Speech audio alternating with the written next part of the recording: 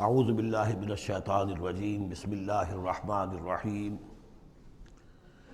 سبح اسم ربک الاعلی الذی خلق فسوی والذی قدر فہدی صدق اللہ العظیم۔ اب جو دو صورتوں کا جوڑا آ رہا ہے، سورۃ الاعلی اور سورۃ الغاشیہ،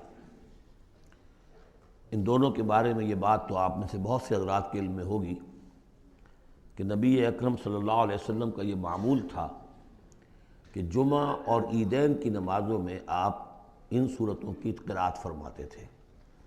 پہلی رکعت میں سورۃ الاعلی، دوسری رکعت میں سورۃ الغاشیہ، اور اس کی وجہ بھی صاف سمجھ میں آ جاتی ہے۔ ان دونوں میں تذکیر کا حکم ہے حضور کو، فذکر انما انت مذکر فذکر ان نفعت الذکریٰ۔ تو چونکہ جمعہ اور عیدین میں خطبہ ہے، باقی نمازیں جو ہیں وہ تو صرف قرآن پڑھا جاتا ہے، لیکن یہ کہ جن نمازوں کے ساتھ خطبہ ہے اس میں وہ تذکیر ہے، یاد دہانی ہے، اور اس کے حوالے سے پھر یہ صورتیں جو ہے حضور نے صلی اللہ علیہ وسلم ان نمازوں کے لیے گویا کہ منتخب کی۔ سبح اسم ربک الاعلی، پاکی بیان کرو اپنے اس رب کے نام کی جو بہت بلند و بالا ہے۔ نام کا لفظ یہاں کیوں کہا گیا؟ اس لیے کہ ہمارا جو بھی کوئی ذہنی رشتہ ہو سکتا ہے اللہ تعالیٰ کے ساتھ، جہاں تک اس کی ذات ہے، وراء الورا ثم وراء الورا ثم وراء الورا، اس کا کوئی تصور ہمارے لیے ممکن نہیں، ہمارے تخیل سے، تصور سے، وراء الورا ثم وراء الورا، ہمارا جو بھی اس کے ساتھ ذہنی قلبی رشتہ ہے اس کے ناموں کے حوالے سے ہے۔ وَلِلَّهِ الْأَسْمَاءُ الْحُسْنَىٰ فَادْعُوهُ بِهَا، لہذا تسبیح بھی ہوگی اللہ کی، تحمید بھی ہوگی تو اللہ کے ان اسماء کے حوالے سے۔ الذی خلق فسوی والذی قدر فہدی، یہ چار الفاظ جو ہے بہت قابل توجہ ہیں۔ جیسے کہ اس سے پہلے ہم پڑھ چکے ہیں کہ تین الفاظ میں تخلیق کے عمل کو اللہ تعالیٰ نے واضح کیا تقسیم کرتے ہوئے۔ هو اللہ الخالق البارئ المصور، ایک شے کا پہلے ایک ذہن میں نقشہ بنتا ہے، پھر اس کا بالفعل اس کو پھر باہر جو ہے اس کا وجود آتا ہے، پھر اس کے فنشنگ ٹچز ہوتے ہیں، پھر تصویر ہے اس کی۔ الخالق الباری المصور، یہ سورہ حشر کے آخر میں جو اسماء کا گلدستہ ہے سب سے بڑا قرآن حکیم میں، اس میں آخر میں یہی تین ہیں۔ یہاں چار الفاظ ہیں، خلق فسوا۔ اس کو ہم یوں سمجھ سکتے ہیں کہ ایک ہے کسی چیز کا جو اصل حیولہ ہے وہ تیار کر دیا جائے، جس کی سادہ ترین مثال یہ ہے کہ بلڈنگ ہے، اس کا سٹرکچر کھڑا ہو گیا، اب اس کے بعد تسویہ ہے، اس کی چھان پھٹک کر کے اور اس کے سنوارنا ہے، اس کو، اس کے اندر ڈیکوریشن ہے، اس کے اندر مختلف جو ہے خوبصورتی کی چیزیں پیدا کرنی ہے، یہ تسویہ ہے۔ تو تخلیق ڈھانچہ کھڑا ہو جانا، اور تسویہ پھر اس کے اندر تمام چیزوں کو بہتر سے بہتر انداز میں فنشنگ ٹچز دینا۔ والذی قدر فہدی، اب ہر شے کی جو کہ ان دو مراحل سے گزر چکی ہے، تخلیق اور تسویہ کے دو مراحل سے، اب اس کے لیے ایک اندازہ مقرر کیا جاتا ہے، اس کی کیا کیپیبلٹیز ہیں، اس کی کیا پوٹینشیلٹیز ہیں، یا یوں کہیے اس کی کیا لیمیٹیشنز ہیں۔ اب ایک انسان ہے، اشرف المخلوقات ہے، لیکن اس کی یہ لیمیٹیشن ہے کہ وہ اڑ نہیں سکتا۔ پرندہ ہے، چھوٹی سی چڑیا ہے، اڑتی پھرتی ہے۔ تو ہر ایک نوع کی لیمٹس ہیں، ہر ایک نوع کے لیے اللہ تعالیٰ نے اس کی ایک تقدیر، اس کا ایک اندازہ جو ہے مقرر کر دیا ہے۔ پھر انواع کی تقدیر مقرر، انسانوں کی بھی تقدیر ہے، وہ جو میں بتا چکا ہوں، شاکلہ جو بنتا ہے، وہ جو بھی جینز آئے ہیں وہ تو اس کے گویا کہ گیون ہیں اس کے لیے۔ کسی کو ذہانت والے ملے ہیں، کسی کے اندر جسمانی قوت والے زیادہ ہیں، کسی میں کوئی اور وصف ہے، تو یہ بھی اس کے لیے گیون ہے، اور اس سے اس کا شاکلہ تیار ہو جاتا ہے، اس کی شخصیت کا ایک سانچہ بنتا ہے۔ اب ظاہر بات ہے کہ اس کے اندر جو بھی اب وہ محنت کرے گا، اس کے اندر اندر کرے گا، اس سانچے سے باہر نہیں نکل سکتا۔ جیسے انگریزی کی کہاوت کہہ لیجئے یا جو بھی اسے کہیں، کہ وہ کہتے ہیں کہ you can't outgrow your skin, یہ کھال جو ہے ہمارے جسم پر چڑھی ہوئی ہے، آپ کتنے ہی موٹے ہو جائیں، میں اور کتنا ہی پھیل جاؤں، لیکن کھال سے باہر تو نہیں نکلوں گا، کھال وہ پھیلتی چلی جائے گی، تو کھال کے اندر رہنا ہے۔ اسی طرح وہ جو سانچہ بن گیا ہے انسان کی شخصیت کا، نیکی کریں گے تو اسی کے اندر اندر کریں گے، بدی کریں گے تو اس کے اندر اندر کریں گے۔ اب اس کی کوانٹٹی جو ہے وہ اللہ تعالیٰ کے ہاں فیصلہ کن نہیں ہے، اللہ تعالیٰ یہ دیکھ لے گا کہ اس شخص کے اندر کتنی کیپیبلٹی تھی، اس کے حساب میں اس نے کیا کیا۔ ایک شخص 100 درجے تک جا سکتا تھا، وہ گیا ہے 50 درجے تک۔ ایک شخص جا ہی سکتا تھا 50 تک اور وہ 50 تک چلا گیا، تو وہ 50 تک جو ہے وہ 100% کامیاب ہو گیا، اور یہ جو ہے ناکام شمار ہو جائے گا۔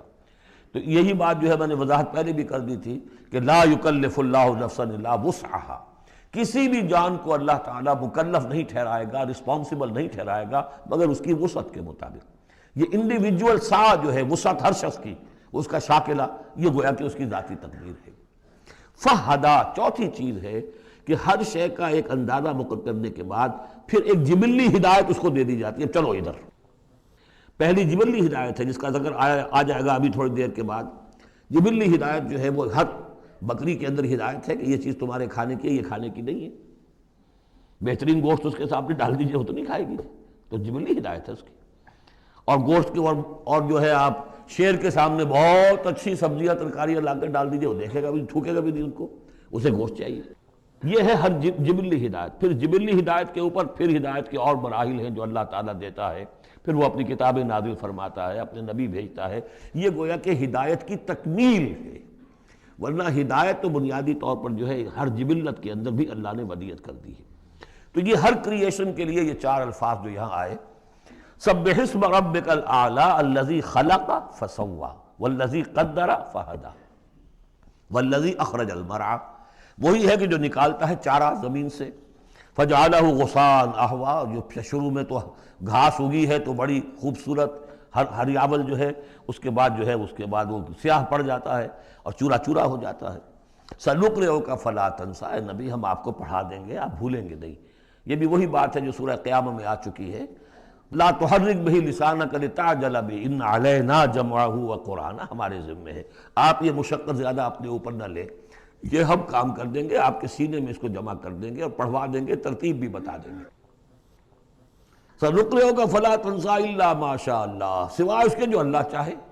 تو اگر اللہ چاہے، فرض کیجئے یہ اس لیے بات کو واضح کرنے کے لیے، اللہ بلانا چاہے گا تو آپ لاکھ اپنی زبان کو حرکت دیتے رہیں، اللہ تعالیٰ کی قدرت سے تو آپ باہر نہیں نکل سکتے، آخر اللہ تعالیٰ قدیر ہے اللہ شے پر۔ لیکن یہ کہ یہ صرف اس امکان کو ظاہر کرنے والی بات ہے، اس کا یہ مطلب نہیں کہ اس سے یہ نکل آتا ہے کہ قرآن مجید کی کوئی آیت جو ہے اللہ نے بھلوا بھی دی محمد کو صلی اللہ علیہ وسلم۔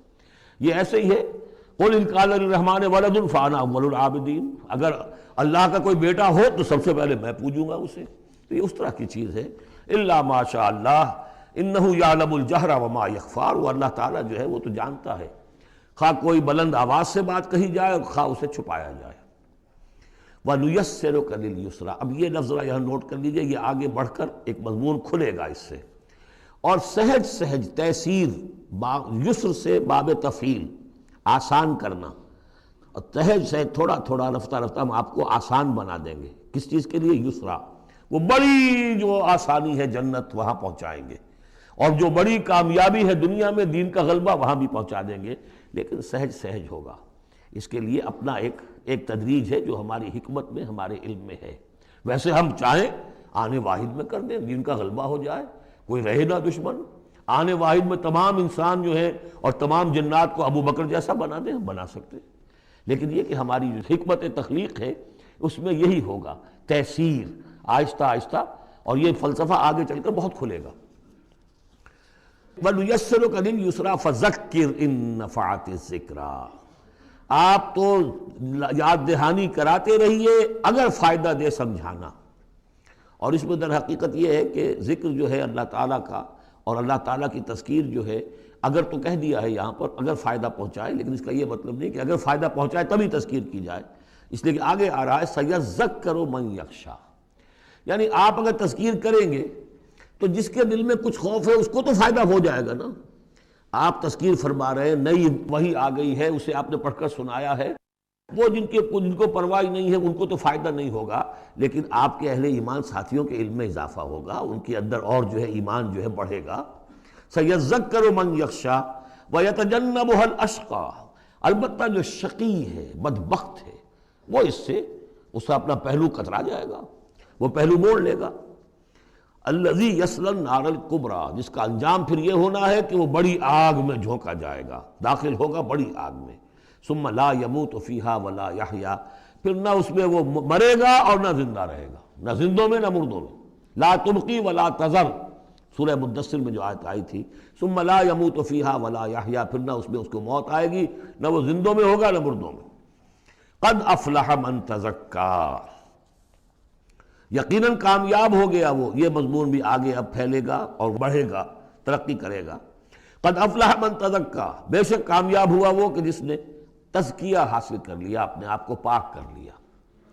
یعنی انسانی روح جو ہے وہ اس جسم میں جب قید کی گئی ہے، بنایا گیا بہت بلند، لقد خلقنا الانسان فی احسن تقویم، پھر ڈالا ہے اس میں، اس حیوانی جسد کے اندر، ثم رددناہ اسفل سافلین۔ اب یہ کہ یہاں سے وہ چڑھائی چڑھنی پڑے گی، یہاں سے اوپر اٹھنا ہوگا، آپ کو محنت کرنی ہوگی، ہر انسان کو تزکیہ کرنا ہوگا، فلاح حاصل کرنے کے لیے کچھ اپنے جذبات کو کنٹرول کرنا ہوگا، کچھ اپنی شہوات کو دبانا ہوگا، اپنے نفس کا ضبط نفس کا سامان کرنا ہوگا، کچھ اپنی روح کی تقویت کا سامان کرنا ہوگا، جیسے کہ یہ دو طرفہ پروگرام رمضان کا ہے کہ دن میں روزہ رکھو اور اس حیوانی وجود ہے اسے ذرا کمزور کرو، تھوڑا سا مزمحل کرو، تاکہ اس کا دباؤ جو ہے اس روح ربانی کے اوپر، اس بدن میں کچھ کمی آئے۔ رات کو کھڑے ہو جاؤ اور اس روح کے اندر آبیاری، اس کے اوپر قرآن کے انوار کی بارش کرو، اس سے یہ کہ یہ روح تازہ ہوگی، زندہ ہوگی، اپنے رب کی طرف متوجہ ہوگی۔ یہ ہے عمل تزکیہ۔ قد افلح من تزکا وذکر اسم ربہ فصلی، اور اس نے دیا نام، اپنے رب کے نام کا ذکر کیا اور پھر نماز پڑھی۔ تو اس میں یہ کہ یہی شکل ہو چکی ہے جمعے کے اندر۔ پہلے جو ہے تذکیر کے لیے خطبہ ہوتا ہے، خطبہ جو ہے تذکیر کے لیے ہے۔ چنانچہ جو حدیث ہے مسلم شریف میں، حضور کا معمول کیا تھا جمعے کے لیے؟ کان للنبی صلی اللہ علیہ وسلم خطبتان یجلس بینہما یقرأ آیات القرآن ویذکر الناس۔ حضور کے دو خطبے ہوتے تھے، اس کے درمیان آپ بیٹھتے بھی تھے تھوڑی دیر کے لیے، حالانکہ خطبے آپ کے ہوتے تھے بہت ہی مختصر، کوئی تھکان کی وجہ سے نہیں آپ بیٹھتے تھے۔ میرے نزدیک یہ کہ جو 2 رکعتیں ہیں ظہر کی، اس کے قائم مقام ہے یہ 2 خطبے۔ ظہر کی 4 رکعتیں ہیں فرض، اور جمعے کی رہ گئی 2، تو 2 رکعتوں کے قائم مقام یہ 2 خطبے ہیں۔ اس کو ظاہر کرنے کے لیے حضور وقفہ ڈال کر اور ان کو 2 خطبے بناتے تھے۔ لیکن اس خطبے میں کرتے کیا تھے؟ یقرأ آیات من القرآن، قرآن مجید کی آیات پڑھ کے سناتے تھے، وَيُذَكِّرُ النَّاسَ، لوگوں کو یاد دہانی کراتے تھے۔ اور اس میں معاملہ کیا تھا؟ ازدل خیزت بردل ریزت، زبان کا حجاب تھا ہی نہیں، حضور کی زبان عربی اور جو سننے والے بیٹھے ان کی زبان عربی، تو لمبے چوڑی بات کی ضرورت بھی نہیں تھی۔ ہمیں تو معنی بتانے پڑتے ہیں، اس کا مفہوم بتانا پڑتا ہے، تب ترجمہ کرنا پڑے گا، کوئی نحوی اشکال ہو وہ بتانا ہوگا، انہیں کوئی ضرورت نہیں تھی۔ مختصر ترین خطبہ ہوتا تھا اور اس میں تذکیر، یاد دہانی۔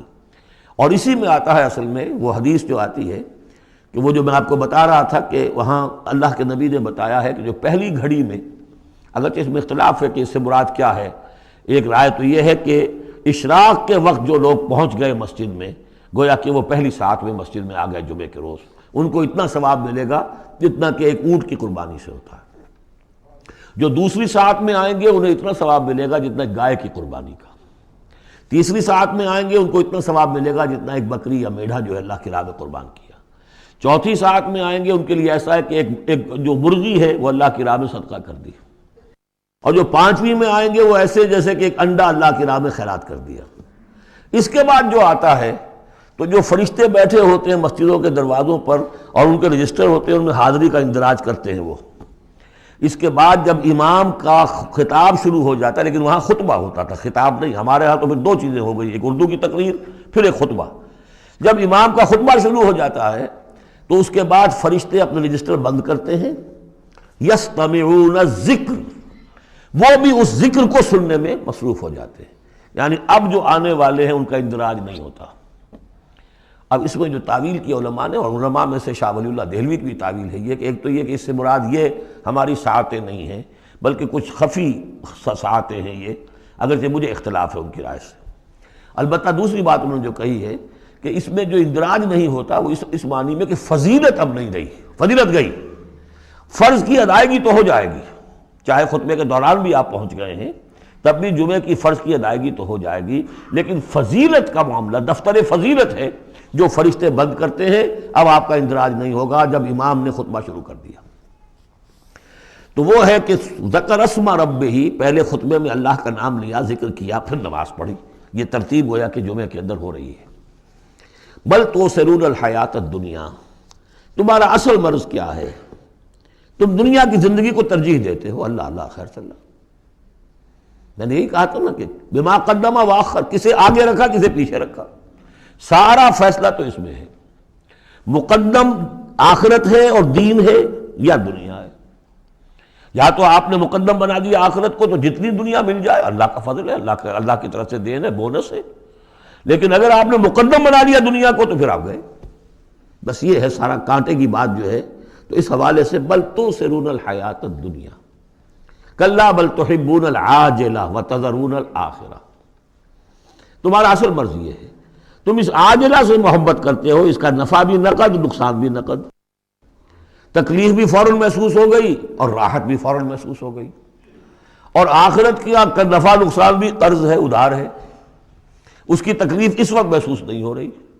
انگارے بھر رہے ہیں اپنے پیٹ کے اندر، لیکن وہ انگارے اس وقت پیٹ کو جلا نہیں رہے ہیں، وہ انگارے ظاہر ہو جائیں گے قیامت کے اندر، وہ جلائیں گے اس وقت، لیکن انگارے بھر اس وقت رہے ہو۔ جو فرمایا کہ جو یتیموں کا مال ہڑپ کرتے ہیں ناحق طور پر، ما یاکلون فی بطونہم الا نار، وہ آگ بھر رہے ہیں اپنے پیٹوں کے اندر، لیکن اس وقت وہ آگ ٹھنڈی ہے، شوگر کوٹڈ ہے، اوپر اس کے انسولیشن ہے، وہ آپ کے معدے کو جلاتی نہیں جا کر، لیکن وہی ہے تو آگ۔ بہرحال تم ترجیح دیتے ہو دنیا کو، والآخرۃ خیر وابقیٰ، جبکہ آخرت بہتر بھی ہے اور باقی رہنے والی ہے۔ ان ھذا لفی الصحف الاولی، یہی بات تھی پرانے صحیفوں میں۔ اصل میں یوں سمجھیے کہ جو کانٹے کی بات ہے وہ یہ ہے، جو اصل شے ہے ہدایت و ضلالت کی جو بات ہے، راز وہ یہ ہے، کس کو مقدم کس کو مؤخر، دنیا یا آخرت۔ صحف ابراہیم و موسیٰ، صحف اولا یعنی ابراہیم کے صحیفے اور موسیٰ کے صحیفے، ان کا ذکر پہلے بھی آیا ہے، تو موسیٰ کے صحیفے ہمیں معلوم ہے، ابراہیم کے نہیں۔ جیسا کہ میں نے عرض کیا، میری ایک رائے ہے کہ جو ہندوؤں کے ہے اپنشد، وہ میرے نزدیک صحف ابراہیمی کی بگڑی ہوئی بدلی ہوئی شکلیں۔ سورۃ الغاشیہ، بسم اللہ الرحمن الرحیم، هل اتاک حدیث الغاشیہ، کیا پہنچ چکی ہے تمہارے پاس اس ڈھانپ لینے والے کی خبر؟ وہ جب آئے گی قیامت ڈھانپ لے گی۔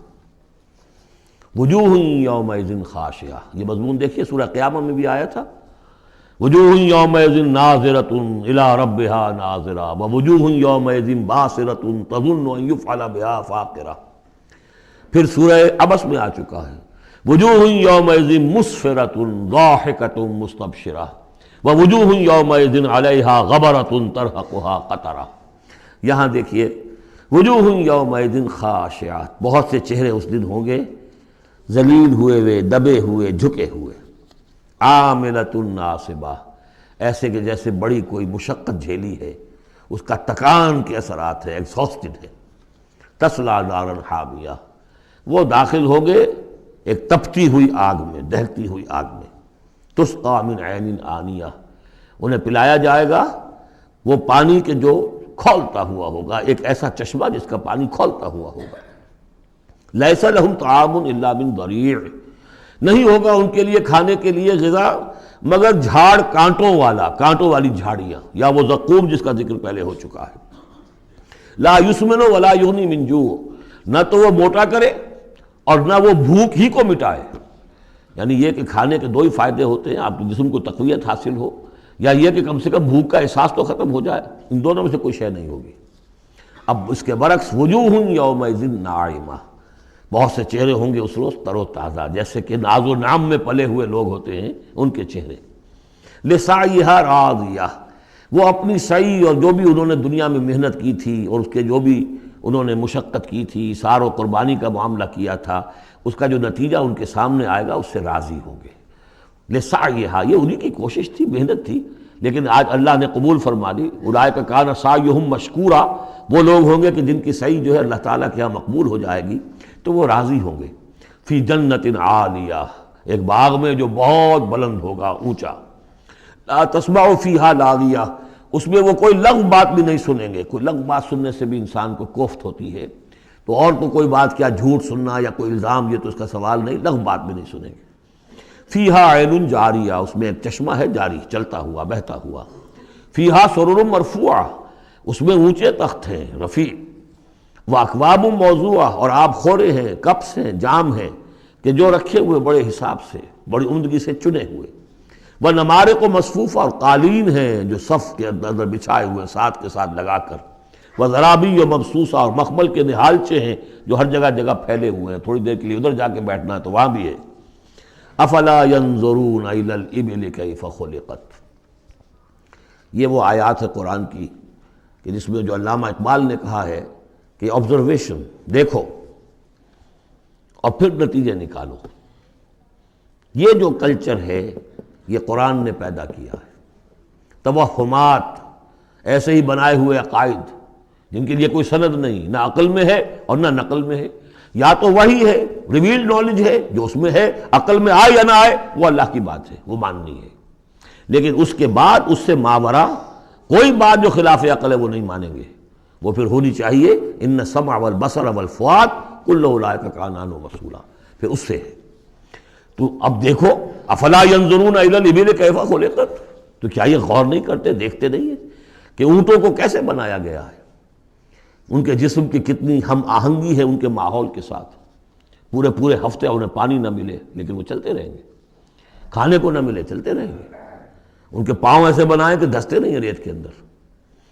کیف خلقت وإلی السماء کیف رفعت، اور آسمان کیسے اس کو بلند کیا گیا ہے، یہ اسٹرانومی والوں کا فیلڈ ہے، وہ سمجھے کیسے ہے یہ۔ وإلی الجبال کیف نصبت، اور یہ جو پہاڑ ہے یہ کیسے گاڑ دیے گئے، یہ جیولوجی والوں کا فیلڈ ہے، وہ اس پر تحقیق کریں۔ وإلی الارض کیف سطحت، اور زمین کو نہیں دیکھتے کیسی بچھا دی گئی ہے۔ ویسے اس کا ایک خاص وہ سمجھ لیجئے پس منظر بھی ہے کہ کن چیزوں کی طرف، ویسے تو ہر کائنات کی ہر شے اللہ کی نشانی ہے۔ ان فی خلق السماوات والارض واختلاف اللیل والنہار والفلک التی تجری فی البحر بما ينفع الناس وما انزل اللہ من السماء من ماء فاحیا به الارض بعد موتها وبث فیہا من کل دابۃ وتصریف الرياح والسحاب المسخر بین السماء لآیات لقوم یعقلون، ہر شے آیت ہے۔ شیخ سعدی کہتے ہیں برگ درختان سبز در نظر ہوشیار، ہر ورق دفترست از معرفت کردگار۔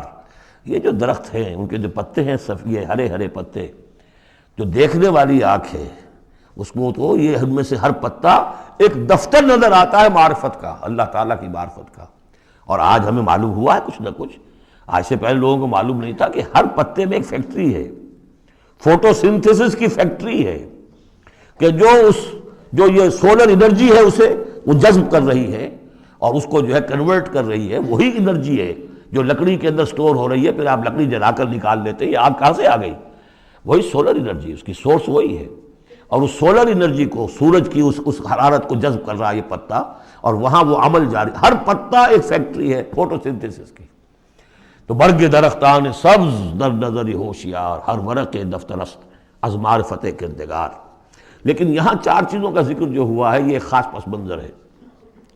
آپ کو معلوم ہے کہ ان لوگوں کے جو پہلے مخاطب تھے قرآن کے، ان کی زندگی گزرتی تھی سفروں میں، رحلۃ الشتاء والصیف، اور سارا یہ حجاز کا علاقہ تھا جب یہ چلتے تھے تو چلتے ہوئے کیا چیز ہے؟ اونٹ پر تو سوار ہیں، اوپر آسمان ہے، دانے بائیں پہاڑ ہے، نیچے زمین ہے۔ یہ چار چیزیں وہ تھی کہ جو ان کے لیے ہر وقت ہر آن ان کی نگاہوں کے سامنے۔ دیکھتے تو تم ہو لیکن یہ حیوانوں کا سا دیکھنا دیکھ رہے ہو تم، یہ تو اونٹ نے بھی دیکھ لیا کہ اوپر آسمان ہے نیچے زمین ہے اور ادھر پہاڑ ہے ادھر پہاڑ ہے، یہ تو اس نے بھی دیکھ لیا، تم نے کیا دیکھا؟ دم چیز پیامِ شنیدی نہ شنیدی، در خاک تو یک جلوہ آمیخت نہ دیدی۔ یہ سانس جو آ رہا ہے یہ پیام ہے، کوئی پیغام ہے اللہ کا، کبھی سنا ہے کہ نہیں سنا؟ اور تمہاری خاک کے اندر ایک جلوہ بھی ہے، جلوہ ربانی، روح ملکوتی بھی ہے، کبھی دیکھا ہے اس کو؟ دیدن دیگر آموز شنیدن دیگر آموز، یہ صرف حیوانوں کا سا دیکھنا اور حیوانوں کا سا سننا، اس سے ذرا آگے بڑھو، انسانوں کا سا دیکھنا، انسانوں کا سا سننا سیکھو۔ تو یہ ہے وہ کہ اب ان کو دیکھو، ان چیزوں کو آبزرو کرو، ان کی حکمتوں کو دیکھو، ان کو انویسٹیگیٹ کرو، اس میں قوانین فطرت جو ہیں، قوانین طبعی ہیں، ان کا انکشاف ہوگا۔ یہ ساری چیزیں تمہارے لیے مسخر کر دی گئی ہیں، تم ان کو ماسٹر کرو، ان کو اپنے استعمال کرو، ایکسپلائٹ کرو، یہ سارا کام تمہارے لیے ہے۔ تمہیں خلافت دی گئی ہے زمین کی، پوری دنیا تمہارے لیے بنائی گئی ہے، خلق لکم ما فی الارض جمیعا، تمہارے لیے بنائی گئی۔ لیکن یہ کہ اس میں توہمات ہو جائیں تو پھر ظاہر بات ہے کہ وہ علم کا راستہ رک جائے گا۔ افلا ينظرون الى الابل كيف خلقت والى السماء كيف رفعت والى الجبال كيف نصبت والى الارض كيف سطحت فذکر انما انت مذکر۔ تو اے نبی آپ نصیحت کرتے رہیے، تذکیر کرتے رہیے، ان کو بتاتے اور سکھاتے رہیے، یاد دہانی کرتے رہیے۔ آپ تو بس یاد دہانی کرانے والے ہیں، آپ ان کے اوپر لست علیہم بمسیطر، آپ کو داروغہ نہیں ہے کہ کان پکڑ کر لے آئیں ان کو ہدایت کے راستے پر، یہ آپ کا کام نہیں۔ الا من تولا وکفر، سوائے اس کے کہ جس نے منہ موڑا اور کفر کیا، فیعذبہ اللہ العذاب الاکبر، پھر اس کو تو اللہ عذاب دے گا سب سے بڑا عذاب۔ کیوں سب سے بڑا عذاب؟ رسول کے آنے کے بعد جبکہ حق بالکل عریاں ہو کر سامنے آ جائے، کوئی شک و شبہ باقی نہ رہے، ان کی سیرت کے بارے میں، ان کی شخصیت کے بارے میں کوئی داغ نہیں، کوئی دھبا نہیں، کوئی انگلی اٹھ نہیں سکتی، اور جس طریقے سے آیات ربانیہ انہوں نے پڑھ کر سنا دی ہیں، اب بھی اگر کوئی نہیں ہے تو معلوم ہے کوئی خیر نہیں ان کے اندر، اب یہ شدید ترین عذاب کے مستحق ہیں۔ اِنَّ إِلَيْنَا إِيَابَهُمْ، اے نبی ان سب کو ہماری طرف لوٹ کر آنا ہے۔ ثُمَّ إِنَّ عَلَيْنَا حِسَابَهُمْ، پھر ہمارے ذمے ہم حساب لے لیں گے۔ آپ اپنا کام کیے جائیے، جو آپ کا فرض ہے آپ ادا کیجئے، باقی یہ ہم پر چھوڑیے۔ ذرنی والمکذبین، سمجھے، مجھے چھوڑ دیجئے، میں ان سے نمٹ لوں گا۔ ذرنی والمکذبین اولی النعمہ مہلہم قلیلا، اور دیکھیے کس طرح یعنی سورہ تاریخ جو ختم ہوئی ہے کہ ایک ہی آیت میں مہلہم، آپ کو ان کو ذرا دیجئے، مہلت دیجئے، امہلہم، دونوں صیغوں میں، باب تفعیل بھی اور پھر باب افعال بھی۔ اِنَّ إِلَيْنَا إِيَابَهُمْ ثُمَّ إِنَّ عَلَيْنَا حِسَابَهُمْ اللہم حاسبنا حسابا یسیرا، اللہم حاسبنا حسابا یسیرا، آمین یا رب العالمین۔ سورۃ الفجر، بسم اللہ الرحمن الرحیم، والفجر ولیال عشر والشفع والوتر واللیل اذا یسر۔ یہ قسمیں جو ہیں، پہلے جیسا کہ عرض کیا مشکلات القرآن میں سے ہیں اور اس طرح کے دورے میں اس میں بحث نہیں ہو سکتی، لیکن یہ کہ فجر، عام خیال یہ کہ اس سے مراد ہے 10 ذی حج کی جو فجر ہوتی ہے جس کے بعد کہ نحر ہوتا ہے، قربانی ہوتی ہے، وہ گویا کہ کلائمیکس ہے پھر حج کے افعال کا۔ ولیال عشر، اور اس سے پہلے کی 10 راتیں، ظاہر بات ہے کہ 10 تاریخ جب ہوگی تو 10ویں رات گزر چکی ہے، تو یکم ذی الحج سے لے کر اور 10 ذی الحج تک کی یہ 10 راتیں جو ہے گزر چکی ہیں۔ والشفع والوتر، اور ایک 10 راتیں وہ ہے کہ جو عشرہ رمضان مبارک میں ہیں، اس میں شفع اور وتر کا فرق ہے، جفت اور طاق کا۔ طاق میں پھر لیلۃ القدر ہے۔ ویسے یہ کہ یہ طاق رات کون سی ہوتی ہے، اب اس کے بارے میں کافی کچھ ایک مسائل پیدا ہو چکے ہیں۔ بہرحال یہاں تک والشفع والوتر، یہی خیال ہے کہ اس سے مراد ہے کہ یہ جو راتیں ہیں جو جفت اور طاق ہیں ماہ رمضان مبارک کے آخری عشرے کی۔ واللیل اذا یسر، اور رات، اس گواہ ہے رات جب کہ وہ چلے۔ حل فی ذالک قسم لذی حجر، اس میں ہے کوئی دلائل ہے، قسم ہے ان لوگوں کے لیے کہ جو عقل مند ہیں، ان میں جو نشانیاں ہیں ان چیزوں کے اندر جن کو کہ گواہی کے اندر پیش کیا گیا ہے۔ اب آ رہا ہے مضمون، الم تر کیف فعل ربک بعاد، تم نے دیکھا نہیں کیا کیا تھا آپ کے رب نے عاد کے ساتھ، قوم عاد کے ساتھ کیسے ہلاک کیا تھا۔ ارم ذات العماد، وہ ارم جو ستونوں والا تھا۔ خیال یہ ہے کہ ارم جو ہے یہ قوم عاد کا شاہی خاندان تھا، جیسے فراعنہ مصر کے، نماردہ عراق کے، تبع یہ تھے یمن کے، اور ارم جو ہے یہ قوم عاد کا جو خاندان تھا بادشاہی، ان کا لقب تھا۔ ذات العماد، اونچے اونچے ستونوں والا۔ اور اب جو اس شہر کی شداد، جو ان میں ایک بہت بڑا بادشاہ گزرا ہے، اس کے آثار، اس کے کھنڈر موجود دیکھ لیے گئے ہیں کہ اس صحرا کے نیچے دبے ہوئے ہیں، اور 30 اس کے اوپر بڑے بڑے مینار بنے ہوئے ہیں اس شہر کی فصیل کے اوپر۔ تو ذات العماد جو بڑے ستونوں والا تھا، التی لم یخلق مثلھا فی البلاد، جیسے کہ اس سے پہلے کبھی دنیا میں نہیں بنائے گئے تھے۔ معلوم ہوتا ہے کہ ویسی تعمیر جو اس عاد کے بادشاہ شداد نے کی تھی، شاید دنیا میں پہلی مرتبہ اتنا، اسی لیے شداد کی جنت مشہور ہے، اس نے وہ جنت بنا لی تھی اپنی، اس قدر وہاں پر ساز و سامان تھا۔ وَثَمُودَ الَّذِينَ جَابُوا الصَّخْرَ بِالْوَادِ، اور تم نے دیکھا کہ اس سمود کے ساتھ کیا کیا تمہارے رب نے، جنہوں نے چٹانوں کو، وادی میں چٹانوں کو تراش تراش کر محل بنا لیے، وہ تو اب بھی موجود ہیں، بڑے بڑے ہال، پھر بغلی کمرے، بڑے عمدہ ان کے جو مکان بنے ہوئے. وَفِرْعَوْنَ ذِي الْأَوْتَادِ، اور کیا کیا آپ کے رب نے فرعون کے ساتھ کہ جو میخوں والا تھا، اس کے جو کہ بڑے بڑے لشکر چلتے تھے تو بہت سے خچر تو ایسے ہوتے تھے جن کے اوپر صرف جو خیموں کے کو کھڑے کرنے کے لیے میخیں ہوتی تھیں وہی اٹھا کے چل رہے ہیں. کچھ اور بھی اس کے بارے میں آ رہا ہے، واللہ عالم. الذین طغوا فی البلاد، اصل بات یہ ہے کہ ان تمام قوموں نے سرکشی اختیار کی ملکوں میں. فاکثروا فیہا الفساد، ظاہر بات ہے جب اللہ کے خلاف سرکشی ہوگی تو خلق کے لیے فساد ہو جائے گا. اکثروا فیہا الفساد، اس میں بڑا فساد پیدا کر دیا. آج جو فساد ہے ہیوز اور ہیو ناٹس کا، نارتھ ورسز ساؤتھ، ایک فساد ہے دنیا میں ہے، چل رہا ہے. جس طریقے سے کہ پیسہ کھینچ رہی ہیں یہ قومیں G7 اور G9، یہ اگرچہ ان کے لیے بھی اب پرابلمس پیدا ہو رہے ہیں، اور بھی دور فلک ہیں ابھی آنے والے، ناز اتنا نہ کرے ہم کو ستانے والے، ان کی بھی اپنی جو ہے اندر سے رگیں کٹ رہی ہیں. لیکن بہرحال ایک زمانے میں انہوں نے فساد مچایا. ظہر الفساد فی البر والبحر بما کسبت ایدی الناس فصب علیہم ربک صوت عذاب، تو پھینکا اور دے مارا ان کے اوپر ان کے رب نے عذاب کا کوڑا.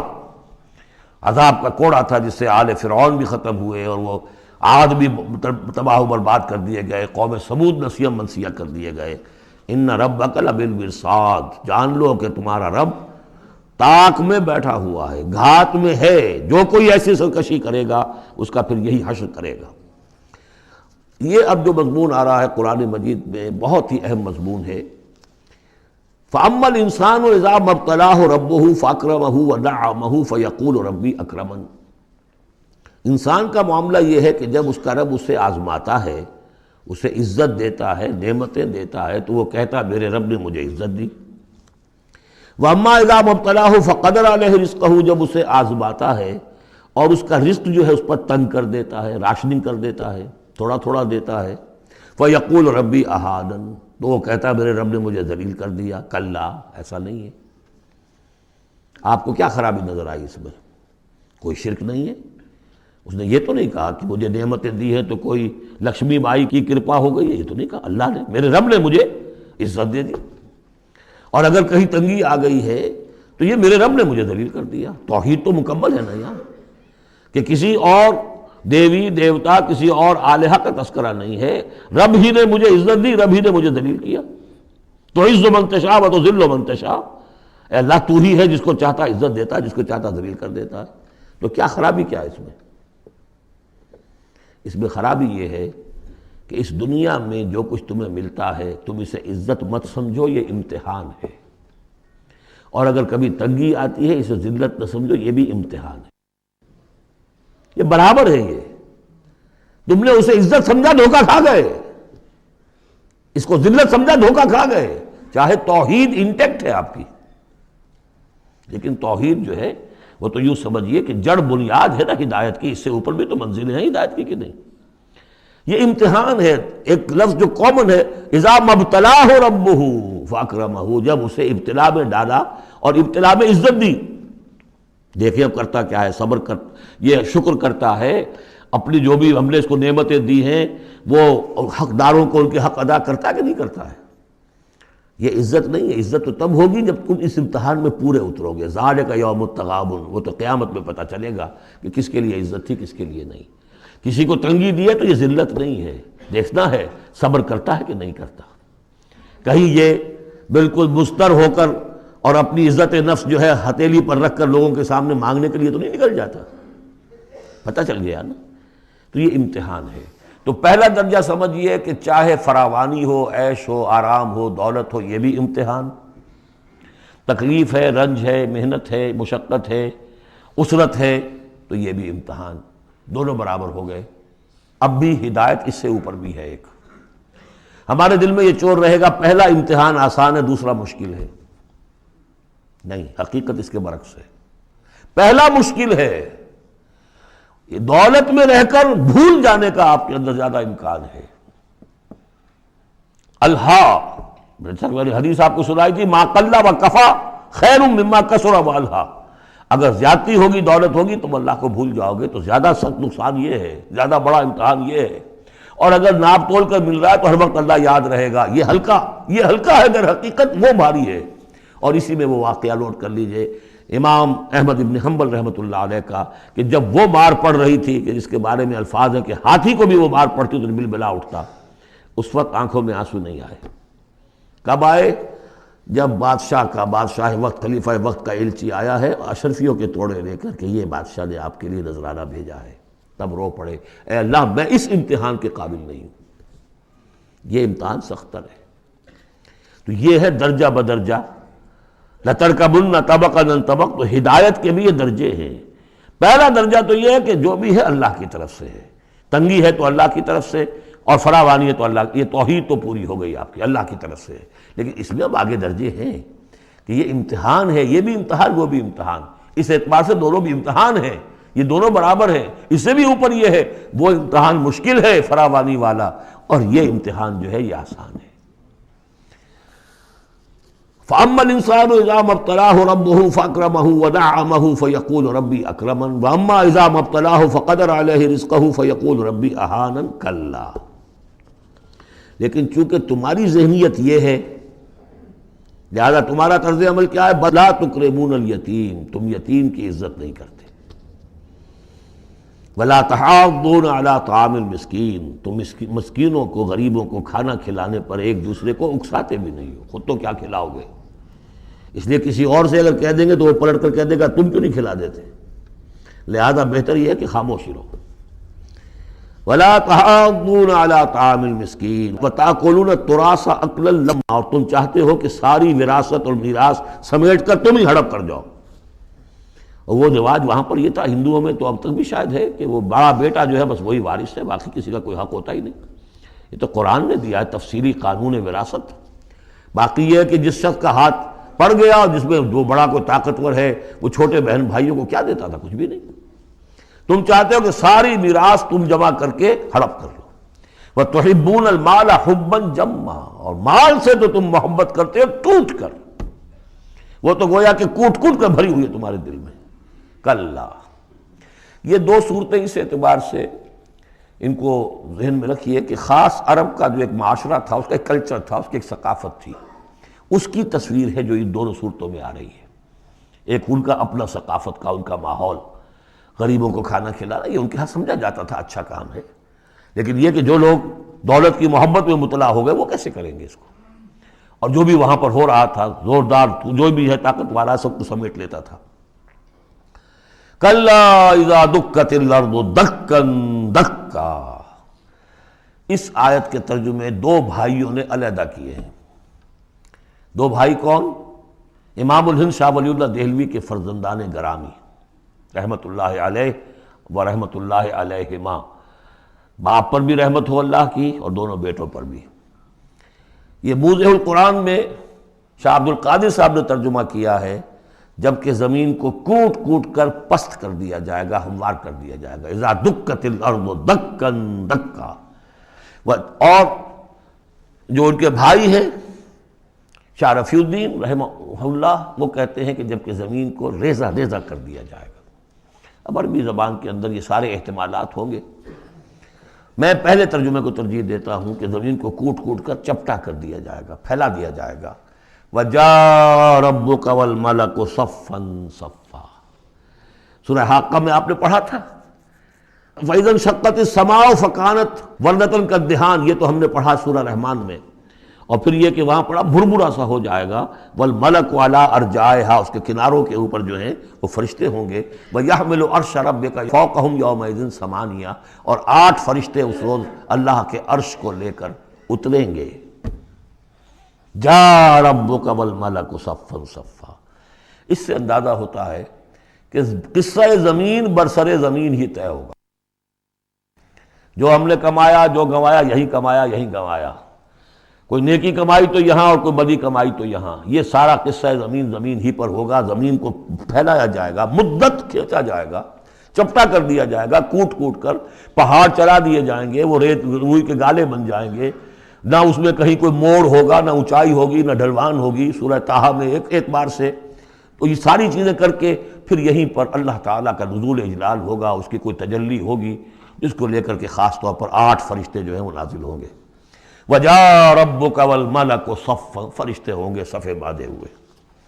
وَجِيءَ يَوْمَئِذٍ بِجَہنم، اور لے آئی جائے گی اس دن جہنم بھی، اور جیسا کہ میں نے عرض کیا غالباً وہ اسی زمین میں سے نکل آئے گی، یہی جو اندر موجود ہے، جو لاوا نکلتا ہے کبھی، ان تمام جو بھی یہ آتش فشاں پہاڑ ہوتے کہاں سے نکلتا ہے؟ یہ اندر ہے زمین کے، اگر اس کو کوٹ دیا جائے، اس کو کھینچا جائے تو وہی چیز ظاہر ہو جائے گی، سامنے آ جائے گی۔ واللہ عالم۔ یومئذ یتذکر الانسان وانیٰ لہ الذکریٰ، اس دن انسان کو سبق یاد آئے گا، یاد کرے گا، چیتے گا وہ انسان، یہ شاہ صاحب کا لفظ تھا، چیتے گا انسان، یاد آ جائے گا اسے کہ وہ کیا کر کے لایا تھا یہاں پہ، اور اسے پوری نصیحت حاصل ہو جائے گی۔ لیکن اب یہ نصیحت کس کام کی؟ یومئذ یتذکر الانسان وانیٰ لہ الذکریٰ، اب یہ کس لیے؟ اب تو اس کا کوئی فائدہ نہیں۔ وہ تو دنیا میں اگر تم نے دیکھا ہوتا، سوچا ہوتا، حقائق تم پر منکشف ہوتے تو فائدہ تھا، یہاں تو نہیں۔ یقول یا لیتنی قدمت لحیاتی، وہ کہے گا ہائے کاش میں نے اپنی زندگی کے لیے کچھ آگے بھیجا ہوتا۔ یہ لفظ نوٹ کیجیے، حیاتی، میری زندگی تو اصلی یہ ہے، آج معلوم ہوا مجھے، میں تو دنیا کی زندگی کو زندگی سمجھتا رہا، وہ زندگی نہیں تھی، وہ زندگی کی تمہید تھی، وہ ایک امتحانی وقفہ تھا، چھانٹی کرنے کے لیے اللہ تعالیٰ نے تمہاری بڑی طویل زندگی میں، وہ زندگی برطرز اندیشہ سود و زیاں ہے زندگی، ہے کبھی جاں اور کبھی تسلیم جاں ہے زندگی، تو اسے پیمانہ امروز و فردا سے نہ ناپ، جاویداں پہ ہم دواں ہر دم جواں ہے زندگی۔ اس زندگی کا تھوڑا سا حصہ کاٹ لیا موت کا وقفہ ڈال کر، یہ ہے آپ کا ٹیسٹنگ پیریڈ، خلق الموت والحیات لیبلوکم ایکم احسن عملا۔ تو امتحان پاس کرتے ہو اچھے مستقبل کے لیے، اس امتحان کو پاس کرنا تھا اس آخرت کے لیے۔ اب وہ کہے گا یقول یا لیتنی قدمت لحیاتی، کاش کہ میں نے اپنی زندگی کے لیے کچھ آگے بھیجا ہوتا۔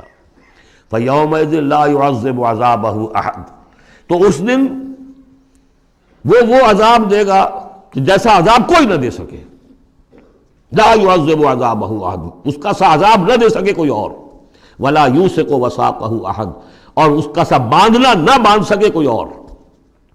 لیکن اسی وقت خوش قسمت ہوں گے، کوئی خوش قسمت، جن سے کہا جائے گا یا ایتھا النفس المطمئنہ، اے نفس مطمئنہ۔ کون؟ جو اس زندگی میں، امتحانی زندگی میں مطمئن ہو کر اپنے رب کی بندگی میں لگا رہا، یکسوئی کے ساتھ اس کے دین کے ساتھ چمٹا رہا، مطمئن۔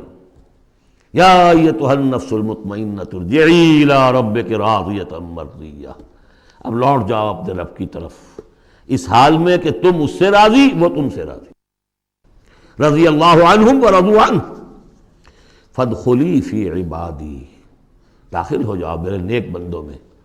اولئک مع الذین انعم اللہ علیہم من النبیین والصدیقین والشہداء والصالحین، جاؤ ادھر جاؤ۔ فادخلی جنتی، اور داخل ہو جاؤ میری جنت میں۔ اللہم ربنا اجعلنا منہم، بڑی ہمت کرنی پڑے گی یہ کہنے کے لیے کہ پروردگار ہمیں ان میں شامل فرما دے۔ سورۃ البلد، اب یہ اس کا جوڑا ہے۔ بسم اللہ الرحمن الرحیم، لا اقسم بہذا البلد، یہ میں نے نہیں وضاحت کی آپ کے سامنے، یہ لا اقسم کیوں ہے؟ لا اقسم، لا اقسم بیوم القیامہ، لا اقسم بالنفس اللوامہ، فلا اقسم بالشفق واللیل وما وسق۔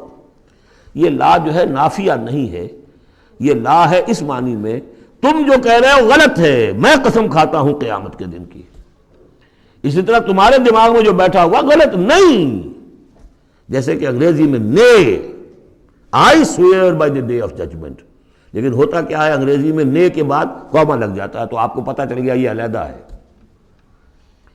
لیکن عربی میں یہ قومیں وغیرہ ہیں نہیں، تو لا اقسمو میں نہیں قسم کھاتا، یہ نہیں ہے، نہیں قسم ہے مجھے قیامت کے دن کی، نہیں قسم ہے مجھے اس شہر کی۔ کون سا شہر؟ مکہ مکرمہ۔ کیوں؟ یہ ابھی بات میں واضح ہو جائے گی۔ وَأَنْتَ حِلٌّ بِهَذَا الْبَلَدِ، اور اے نبی آپ حلال کر لیے گئے ہیں اس شہر میں، اور کچھ لوگوں نے ترجمہ کیا ہے آپ کے لیے حلال ہو جائے گا یہ شہر۔ یعنی یہ کہ ایک وقت آئے گا کہ اس شہر میں خونریزی کرنا آپ کے لیے اس کی اجازت ہو جائے گی، حالانکہ یہ جو ہے بلد الحرام ہے، گویا کہ فتح مکہ کے دن کچھ نہ کچھ تو وہاں پہ آخر خونریزی ہوئی ہے، بہت کم، منیمم لیکن ہوئی تو ہے۔ لیکن یہ کہ میرے نزدیک وہ مفہوم نہیں، مفہوم پہلا ہے، آپ کو حلال کر لیا گیا اس وقت، آپ کی عزت نفس پہ حملے ہو رہے ہیں، آپ کو ستایا جا رہا ہے، آپ کو تکلیفیں دی جا رہی ہیں، آپ جھیل رہے ہیں۔ دیکھیے ایک تو یہ شہر ہے وادی غیر ذی زرع جس میں کچھ پیدا ہی نہیں ہوتا، وہاں کی زندگی ویسے ہی مشقت والی زندگی تھی، اس کے اوپر to add fuel to fire, اے نبی آپ پر اب یہ جو مشقت پڑی ہوئی ہے کہ آپ دعوت حق کے ضمن میں جو مشقتیں جھیل رہے ہیں تو ہم اس کی قسم کھا رہے ہیں، لا اقسم بہذا البلد وانت حل بہذا البلد ووالد وما ولد، اور تیسری قسم والد اور اولاد، یہ ایک اور مشقت ہے جو انسان پر ہے، اولاد کا پالنا، پروان چڑھانا، پرورش کرنا، کتنا بڑا بوجھ۔ یہ قسمیں کھا کر کیا کہا، لقد خلقنا الانسان فی کبد، ہم نے انسان کو محنت و مشقت ہی میں پیدا کیا ہے۔ یہ گویا کہ اس کے ساتھ جوڑ لیجئے، یا ایھا الانسان انک کادح الی ربک کدحا فملاقیہ، تو میں نے اس وقت بھی عرض کیا تھا غالب کے جو دو اشعار ہیں، قید حیات و بند غم اصل میں دونوں ایک ہیں، موت سے پہلے آدمی غم سے نجات پائے کیوں؟ مشقت تو یہاں ہر ایک کے لیے، محنت ہے، مشقت ہے، تکلیف ہے، مسائل ہیں، پریشانیاں ہیں، کوفت ہے، ہر شخص کے لیے، بس ذرا سا فرق ہے، کوئی ایئر کنڈیشن کمرے میں بیٹھا ہوا ہے لیکن چین نہیں ہے، ایئر کنڈیشن کمروں کے اندر مخملی گندیلوں پر نیند نہیں آ رہی ہے، کوئی شخص ہے کہ جس کو مشقت جو ہے جسمانی ہے، کسی کی مشقت جو ہے وہ نفسیاتی ہے، مشقت ہے۔ لقد خلقنا الانسان فی کبد، یہاں کوئی بھی اس کبد سے، اس مشقت سے مستثنی نہیں ہے۔ قید حیات و بند غم اصل میں دونوں ایک ہیں، موت سے پہلے آدمی غم سے نجات پائے کیوں؟ لیکن وہاں سورہ انشقاق میں اس سے اگلا مرحلہ ہے کہ ہم تو گھبرا کے یہ کہتے ہیں کہ مر جائیں گے، مر کے بھی چین نہ پایا تو کدھر جائیں گے، مرنے کے بعد پھر کھڑے ہونا ہے اللہ کے حضور میں جا کر، فملاقیہ یا ایھا الانسان انک کادح الی ربک کدحا فملاقیہ فاما من اوتی کتابہ بیمینہ، اب یہ وہاں پر مسئلہ ہو جائے گا۔ تو انسان کے لیے مشقت اور محنت جو ہے یہ اس کا مقدر ہے، ووالد وما ولد لقد خلقنا الانسان فی کبد ایحسب ان لن یقدر علیہ احد، اس محنت و مشقت میں جو انسان پڑے ہوئے ان کے تمرد کا حال دیکھو، ابو جہل کو دیکھو اکڑا ہوا ہے، اگر ان کے لیے دنیا میں آسانیاں ہوتی تو یہ کیا کرتے، کیا ستم ڈھاتے، کیا بغاوتیں کرتے؟ کیا انسان یہ سمجھتا ہے کہ اس کے اوپر کوئی قابو نہیں پائے گا؟ یقول اہلکت مالا لبدا، یہ اب ان کا کلچر ہے، بڑے فخر سے کہتا میں نے تو بڑا ڈھیروں مال جو ہے شیخی مارتا ہے، میں نے ہلاک کر دیا، میں نے کھانے کھلائے، غریبوں کو کھلائے، یہ بھی ان کی مسابقت رہتی تھی۔ ان میں جو لوگ تھے، اب ابو جہل کا بھی قول یہی ہے نا، جب اس سے پوچھا گیا کہ کیا تمہارے خیال میں محمد جھوٹے ہیں صلی اللہ علیہ وسلم، نے کہا نہیں، ان کا بھی جھوٹ نہیں بولا، پھر تم کیوں نہیں ان پر ایمان لاتے؟ کہ بھائی بات یہ ہے، ہمارا ان کا مقابلہ تھا، بنو ہاشم کا اور ہمارے خاندان کا، انہوں نے کھانے کھلائے، ہم نے ان سے بڑھ کر کھلائے، انہوں نے اور خدمت کی، حجاج کی، ہم نے ان سے بڑھ کر کی، ابھی تک تو ہم کندھے سے کندھا جوڑے چلے آ رہے ہیں، اب اگر ہم ان کی نبوت مان لیں تو ہم تو ہمیشہ کے لیے غلام ہو جائیں گے، یہ صورت مجھے گوارا نہیں۔ Give the devil his due، اس نے بالکل صحیح بات کہہ دی، جھوٹا میں نہیں سمجھتا محمد کو صلی اللہ علیہ وسلم۔ کتنا اخلاقی روب تھا حضور کا اس پر، وہ ہم پڑھ لیں گے آگے چل کر، جب سورہ علق ہم پڑھیں گے، وہ بعد میں اسی وقت کے لیے موضوع ہے۔ تو وہ شیخی مارتے تھے، میں نے اتنا مال ہلاک کر دیا، اتنا خرچ کیا، اتنا غریبوں میں لٹایا، ایحسب ان لم یرہ احد، کیا اس کا گمان ہے اسے کسی نے دیکھا نہیں ہے؟ اگر تو واقعتاً اس نے نیکی کی تھی تو جس کے لیے نیکی کی تھی اس نے تو دیکھ لیا ہے، بیان کیوں کر رہا ہے؟ اگر اللہ کو راضی کرنے کے لیے کوئی کیا تھا تو اس کے تو علم میں ہے۔ الم نجعل لہ عینین، کیا ہم نے اس کو دو آنکھیں نہیں دی، ولسانا وشفتین، اور زبان دی اور دو ہونٹ دیے، وہدیناہ النجدین، اور ہم نے اس کو راہ دکھلا دی دو گھاٹیوں کی، دو گھاٹیوں کی ہدایت دے دی۔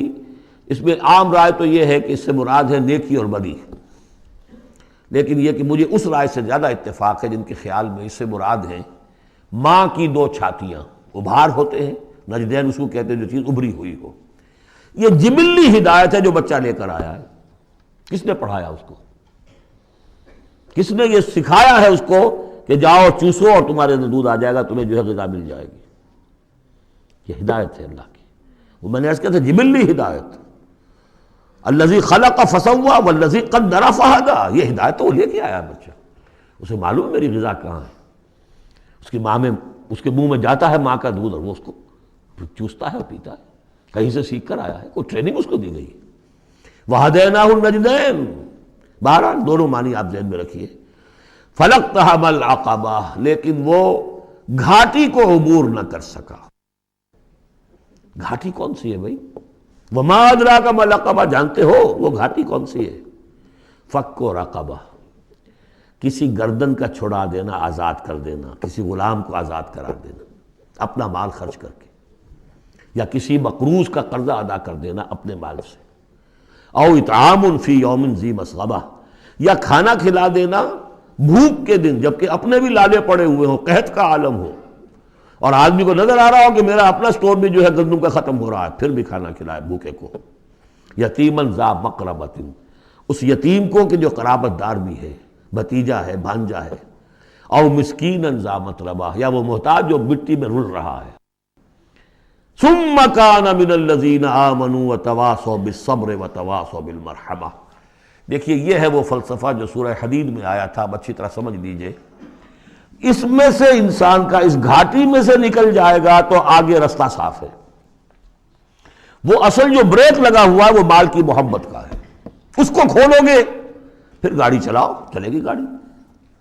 جس کے دل میں یہ مال کی محبت ہے، جو مال کو خرچ نہیں کر سکتا کسی بھی ضرورت مند کے اوپر، کسی ادائے حقوق کے اندر، اب وہ شخص جو ہے وہ تو گویا کہ اس گھاٹی سے نکلا ہی نہیں.